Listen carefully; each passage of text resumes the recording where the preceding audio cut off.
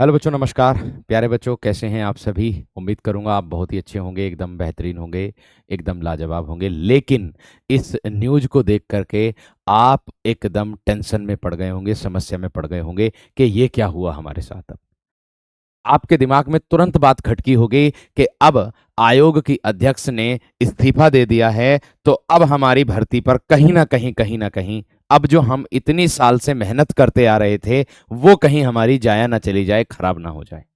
तो प्यारे दोस्त, इसके बारे में मैं आप लोगों को सारी चीजें बताऊंगा। और अब अगर प्रोफेसर कीर्ति पांडे ने इस्तीफा दे दिया है तो इसका कार्यभार किस पर आया है, वो सारी बातें मैं इस वीडियो में आप लोगों से बताऊंगा। और आपकी भर्ती पर क्या प्रभाव पड़ेगा वह भी मैं बताऊंगा। और इसमें क्यों इस्तीफा दिया था, क्या कारण था, वह भी इस वीडियो में मैं चर्चा करूंगा आप लोगों से। देखिएगा, इसमें सबसे पहले प्रश्न आप लोगों के क्या बनते हैं। एक प्रश्न तो यही बनेगा कि भर्ती प्रक्रियाओं में देरी या व्यवधान। भाई, इसके अभी जवाब आप लोगों को दिया जाएगा। तो मैं आप लोगों को बताऊंगा, एक न्यूज़पेपर की कटिंग भी है। तो इसमें भर्ती प्रक्रिया में देरी और व्यवधान नहीं होगा। कारण क्या है, इसमें मतभेद क्या है? इसमें एक असिस्टेंट प्रोफेसर की जो भर्ती थी वो हुई थी, उसका लिखित परीक्षा करा लिया गया था, लेकिन उसका फाइनल रिजल्ट जारी करने के लिए कहीं ना कहीं व्यवधान पैदा हो रहे थे। बच्चे उस पर कहीं ना कहीं विरोध उत्पन्न कर रहे थे। तो प्यारे दोस्त, अब उसका जो है जब प्रोफेसर कीर्ति पांडे ने इसका इस्तीफा दे दिया था, तो इस्तीफा देने के बाद उन्होंने एक मीटिंग भी ली थी। और उस मीटिंग में असिस्टेंट प्रोफेसर की आंसर की उत्तर कुंजी के लिए आपत्ति दर्ज करने की तिथि भी जारी करी है। 2 अक्टूबर तक जो है उस पर आपत्ति दर्ज करते हैं। लेकिन यहां इस्तीफा देने का कारण क्या था? एक कारण तो मेरे दोस्त क्या था, मुख्यमंत्री सीएम योगी जी ने अध्यक्ष से जताई नाराजगी। कारण क्या था? जो यूपी टेट है, आपका उत्तर प्रदेश पात्रता परीक्षा जो है, उसका जो आपका फीस है, उस फीस को इन्होंने बढ़ा दिया था। उस फीस को इन्होंने बढ़ा दिया था, जिसके कारण मुख्यमंत्री योगी आदित्यनाथ जी ने नाराजगी जताई थी। एक तो ये कारण था इनका, और एक कारण ये था कि जब से इन्होंने कार्यभार संभाला था तब से अब तक उत्तर प्रदेश में कोई शिक्षक भर्ती भी नहीं आई है, और नहीं आने के बाद कोई शिक्षक भर्ती पूर्ण रूप से हुई भी नहीं है। अर्थात कहने का मतलब है, जो 4163 की आप लोगों की टीजीटी पीजीटी की भर्ती है, वो अब तक आपकी पेंडिंग पड़ी हुई है, जो 2022 की है। उसकी तिथि तक ये घोषित नहीं कर पा रहे थे।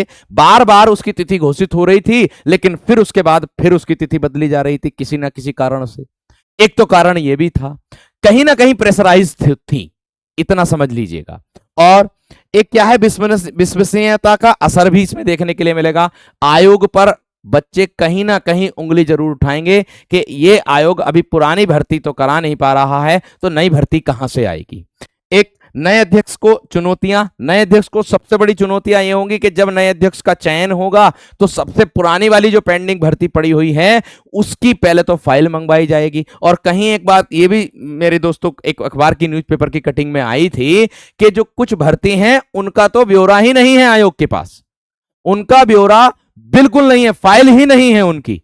तो कहां से भर्तियों को पूरा किया जाएगा।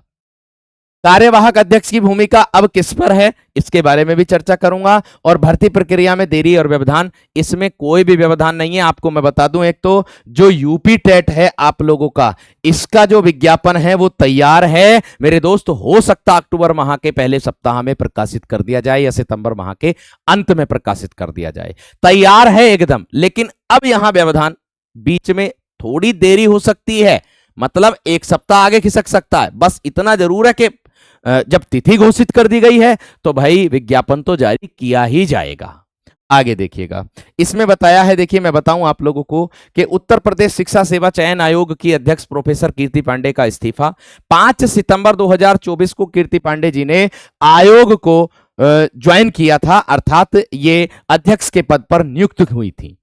इसको लेकर के जब कुछ विवाद भी उत्पन्न हुए थे, विवाद ये उत्पन्न हुए थे, जब से कार्यभार इन्होंने संभाला था, पदभार संभाला था, तब से धरने भी बहुत हुए हैं। जो उत्तर प्रदेश शिक्षा सेवा चयन आयोग है आप लोगों का इलाहाबाद में, प्रयागराज में, वहां उसी के आगे धरने हुए, वहां हम भी प्यारे दोस्त शामिल हुए थे।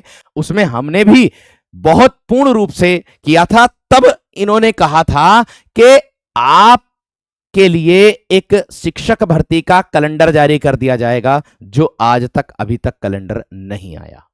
एक ये भी आप लोग देख सकते हो। यहां देखिएगा, उत्तर प्रदेश शिक्षा सेवा चयन आयोग की प्रथम अध्यक्ष जो है प्रोफेसर कीर्ति पांडे ने पद से त्याग पत्र दे दिया है। उन्होंने 22 सितंबर को ही व्यक्तिगत कारणों से त्याग पत्र दिया।